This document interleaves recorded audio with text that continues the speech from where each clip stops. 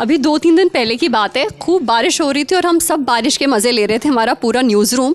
बस एक इंसान था जो बहुत परेशान था, वो था आशीष। तो आशीष, तुम इतने दुखी क्यों थे?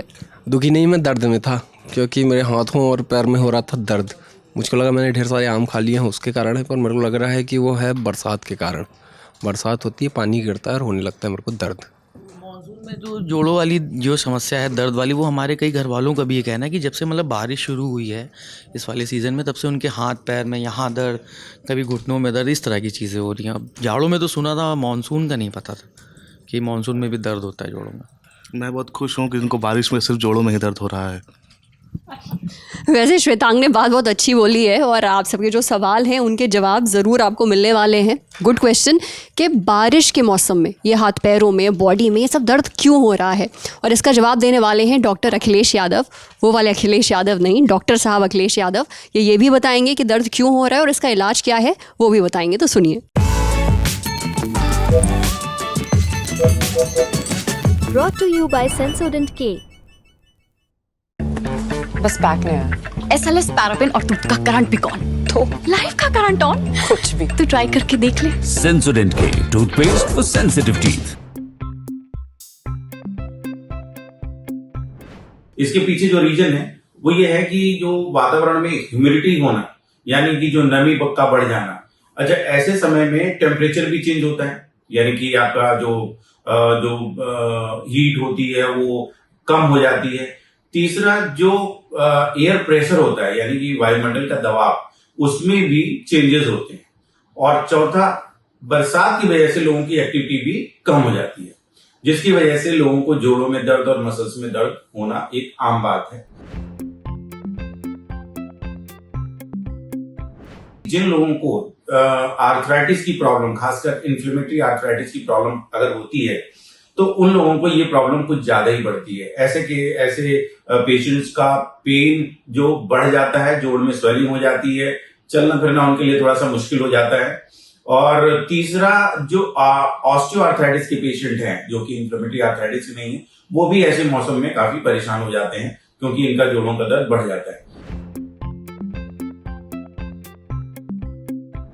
सावधानी ये रखनी है कि जो आर्थराइटिक पेशेंट ऑलरेडी हैं, उनको जो सब्सक्राइब दवाएं हैं, जो कि उनको प्रिस्क्राइब दवाएं हैं, वो बराबर लेते रहने चाहिए। और रेगुलर एक्सरसाइज, भले आप बाहर नहीं निकल पा रहे हैं, घूम नहीं पा रहे हैं, टहल नहीं पा रहे हैं, लेकिन आपको अपने घर में ही अपने जोड़ों को मजबूत करने की, मसल्स को मजबूत करने की, मोबाइल रखने की एक्सरसाइज बराबर करती रहनी चाहिए। टेम्परेचर में जो चेंजेस होते हैं उसको देखते हुए, अगर आप कूलर में सोते हो या फिर एसी में सोते हो, तो उसको भी आप टेम्परेचर उसका बहुत लो ना जाने दें।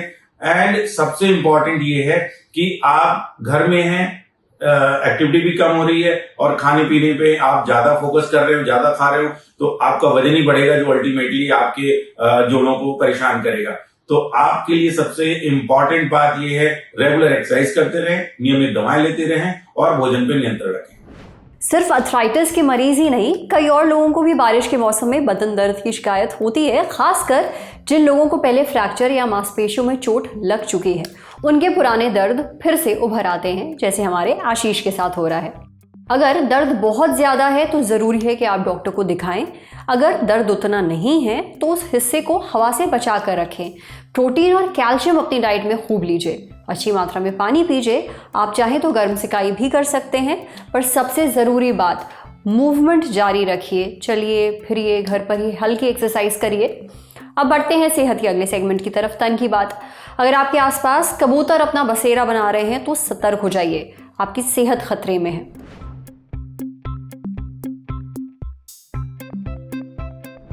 दिल्ली के सर गंगाराम अस्पताल में एक 11 साल के बच्चे को एडमिट किया गया। उसे पिछले कुछ दिनों से लगातार खांसी आ रही थी। जब दिक्कत बहुत बढ़ गई तो परिवार वाले उसे अस्पताल लेकर गए। वहां जांच हुई तो पता चला उसके फेफड़ों में सूजन थी और बच्चे को हाइपर सेंसिटिविटी न्यूमोनाइटिस नाम की एक बीमारी हो गई थी। चौंकाने वाली बात यह है कि ऐसा कबूतर के पंखों और बीट से एलर्जी की वजह से हुआ था। अब इस खबर को हम सभी को सीरियसली लेना चाहिए। क्यों? देखिए, हम में से कई लोगों की छतों पर या बालकनीज पर कबूतर आकर अपना घोंसला बना लेते हैं, फिर वहाँ पर बीट करते हैं, उनके पंख झड़ कर गिरते हैं। इससे एलर्जी और फिर हाइपर सेंसिटिविटी न्यूमोनाइटिस हो सकता है। अब ये हाइपर सेंसिटिविटी न्यूमोनाइटिस होता क्या है आखिर, और इसका कबूतर से क्या संबंध है, यह हमें बताया डॉक्टर अक्षत गुप्ता ने। डॉक्टर अक्षत बताते हैं कि हाइपर सेंसिटिविटी न्यूमोनाइटिस में एलर्जी की वजह से हमारे फेफड़ों में सूजन आ सकती है, वो जख्मी हो जाते हैं और मरीज का सांस लेना एकदम मुश्किल हो जाता है। अडल्ट्स में ऐसा होना बहुत आम है, हालांकि बच्चों में कम मामले ही सामने आते हैं। अब जहाँ तक रही बात कबूतर की, तो कबूतर की बीट और पंखों में कई तरह के एंटीजेंस होते हैं। एंटीजेंस वो चीज़ें हैं जो हमारे इम्यून सिस्टम को प्रेरित करते हैं और आमतौर पर इन्फेक्शंस में इम्यून सिस्टम का एक्टिव होना हमारे लिए फ़ायदेमंद भी होता है, लेकिन कई बार कुछ बीमारियों में ये नुकसानदेह भी हो जाता है, क्योंकि शरीर की इम्यूनिटी अपनी ही दुश्मन बन जाती है। जब हम बीट या पंखों के संपर्क में आते हैं तो ये एंटीजन सांस से होते हुए फेफड़ों तक पहुंच जाते हैं। इससे फेफड़ों को नुकसान पहुंचता है। अगर समय पर इलाज ना मिले तो फेफड़े सिकुड़ने भी लगते हैं और कई बार तो लंग ट्रांसप्लांट भी कराना पड़ता है। जो लोग खेत में काम करते हैं, सड़कें साफ करते हैं या फिर ऐसा काम करते हैं जहाँ पे आइसोसाइनेट केमिकल का इस्तेमाल होता है, उन्हें हाइपर सेंसिटिविटी न्यूमोनाइटिस हो सकता है। ये मुर्गी और तोते से भी हो सकता है। अब अस्थमा के मरीजों को खास ध्यान रखने की ज़रूरत है। दरअसल जब लोगों को सांस लेने में परेशानी होती है तो इसे अस्थमा से जोड़कर देखते हैं, लेकिन कई बार ये कबूतरों को दाना खिलाने या उनकी बीट पंख के संपर्क में रहने से भी हो सकता है।